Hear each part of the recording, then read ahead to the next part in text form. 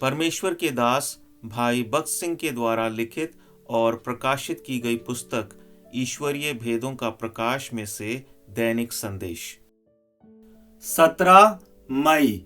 यीशु ने कहा, जो कोई अपना हाथ हल पर रखकर पीछे देखता है वह परमेश्वर के राज्य के योग्य नहीं। लूका 9 अध्याय और 62 वचन।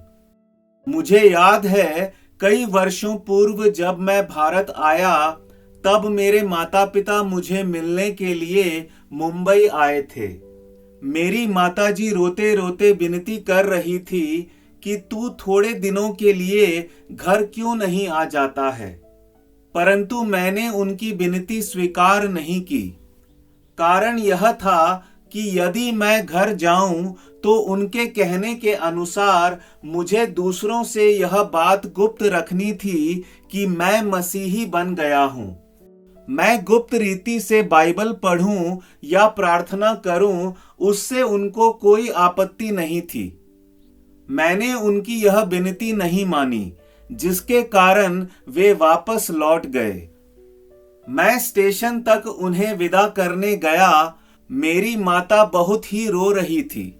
बारंबार उन्होंने मुझसे कहा, तू मेरा सबसे बड़ा बेटा है, आखिर क्यों तू घर नहीं आता। एक क्षण मैंने विचार किया। उनके साथ घर जाने की बहुत भारी परीक्षा मुझ पर आ पड़ी। मैंने मन में कहा, आखिर वह मेरे माता पिता हैं और उनका मुझ पर अधिकार है। यदि मैं घर जाऊं तो जरूर उनको मसीह के लिए जीत सकूंगा।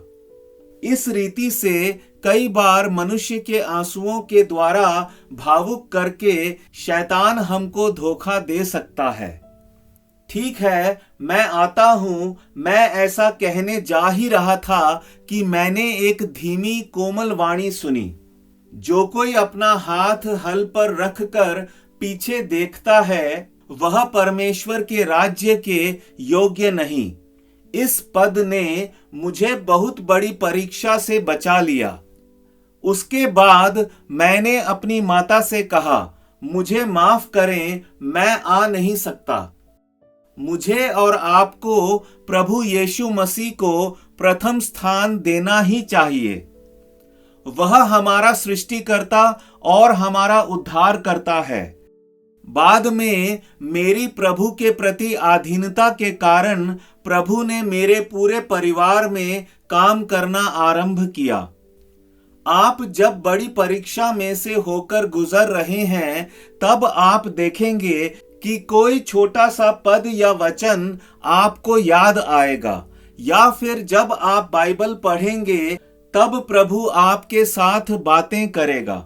सावधान रहें, क्योंकि सांसारिक हथियारों अर्थात तरीकों को अपनाने के लिए शैतान आपको उकसाएगा।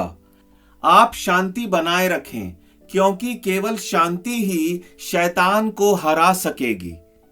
प्रभु की वाणी सुनने के द्वारा भीतरी शांति प्राप्त होती है और तब हम उस शत्रु शैतान को हरा सकते हैं। फिर चाहे वह हमारे ऊपर बाढ़ या गरजने वाले सिंह या ज्योतिर्मय दूत के समान आक्रमण करे, प्रभु आपको बहुतायत से आशीष दे।